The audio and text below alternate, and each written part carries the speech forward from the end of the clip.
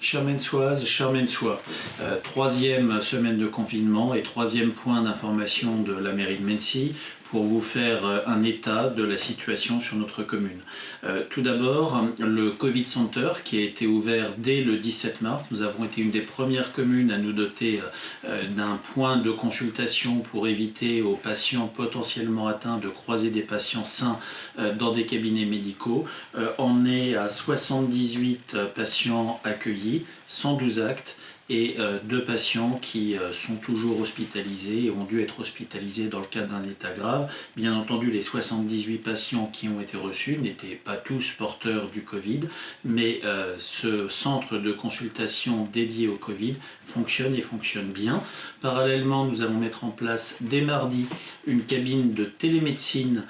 C'est un projet que nous portions depuis des années, que nous avons accéléré et avancé face à la crise que nous traversons, qui bénéficiera de subventions régionales et qui permettra pour notamment des actes ne relevant pas de suspicion de Covid, mais pour vous éviter d'avoir à croiser potentiellement des gens malades ou pour répondre à vos attentes, et bien de pouvoir être reçus en mairie Monique Saillé. Nous vous communiquerons l'ensemble des informations pour les prises de rendez-vous dès cette semaine. Nous avons ces 3 semaines travaillé extrêmement fortement pour permettre aux enfants d'avoir leurs cours et d'avoir les copies nécessaires à cela. C'est plus de 12 000 copies qui ont été faites par les services municipaux, plus de 180 familles, c'est-à-dire plus de 250 enfants qui ont pu bénéficier de ces tirages de copies. Les vacances scolaires arrivent, mais dès la fin des vacances, si l'école n'a pas réouvert, nous reprendrons et nous remettrons ce sujet en place. Alors mes enfants ont 7, 12 ans et 14 ans. J'ai CE1, 5e et 4e. Ah oui, grandement utile, sachant que nous, on n'a pas d'outils informatiques adaptés à la maison, donc l'imprimante ne fonctionne pas, l'ordinateur, on en a un pour 5, donc oui, ça m'a été vraiment utile. L'école se terminant, les 2 semaines qui viennent vont correspondre aux périodes de vacances scolaires. Nos services jeunesse et le centre de loisirs diffuseront par mail quotidiennement à toutes les personnes qui le souhaitent. Il vous suffit pour cela d'appeler la mairie des conseils pour occuper vos enfants, des conseils d'activités adaptés aux différents âges pour essayer, là encore, de vous aider dans cette période de confinement. Travailler pour vous en ce moment, c'est également travailler pour nos aînés et toute une chaîne de solidarité et de soutien a été mise en place pour permettre aux aînés d'être accompagnés, de recevoir toutes les semaines des appels téléphoniques, de ne pas être abandonnés et également de bénéficier de plateaux repas. Leur nombre a plus que doublé depuis le début de la crise et également de portage de courses à domicile grâce aux agents municipaux et au personnel de la Croix-Blanche. Ça fait 1 semaine exactement et j'en bénéficie tous les 2 jours. D'accord. Vous étiez auparavant, vous n'étiez pas auparavant Non. inscrite. Non. Vous en avez eu connaissance grâce à Facebook, la page de la mairie, sur une note du maire où il précisait le numéro de téléphone, donc j'ai appelé et on m'a donné donc toutes les bonnes réponses et j'ai pu m'inscrire. Comment est-ce que ça fonctionne concrètement? Eh bien, écoutez, vers 11h, 11h15, il y a quelqu'un qui vient, qui dépose le paquet, qui sonne et qui dépose le paquet.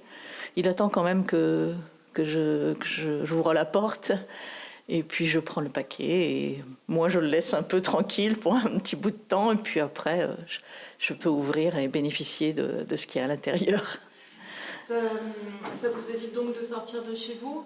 Pardon? Ça vous évite d'avoir... Ah oui, ça c'est important pour moi. Je suis très trouillarde et je n'ai pas trop envie d'aller dans les commerces. Donc je me fais livrer pour tout ce qui est autre que la nourriture et sinon c'est vraiment très bien, quoi. Bonjour. Le CCAS nous transmet tous les jours la liste des personnes à qui on fait les courses.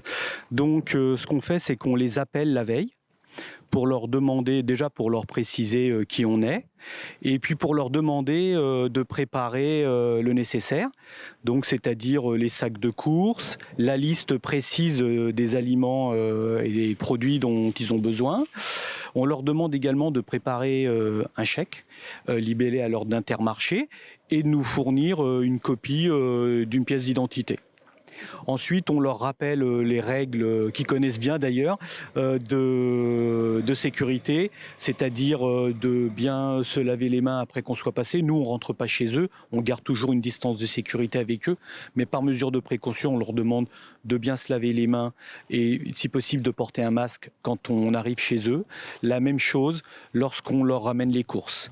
Pour ce qui est des courses, on s'arrange pour que les produits frais soient au-dessus des sacs, parce que comme ça leur permet de les ranger rapidement et de ne pas toucher au reste, qui ne sont pas des produits périssables, de les laisser 1 ou 2 jours de côté, de façon à minimiser les risques. La crise du Covid, c'est également des questions de sécurité, c'est les respects des consignes de confinement et notre police municipale en est aujourd'hui à 546 contrôles, 51 verbalisations, 3 interpellations.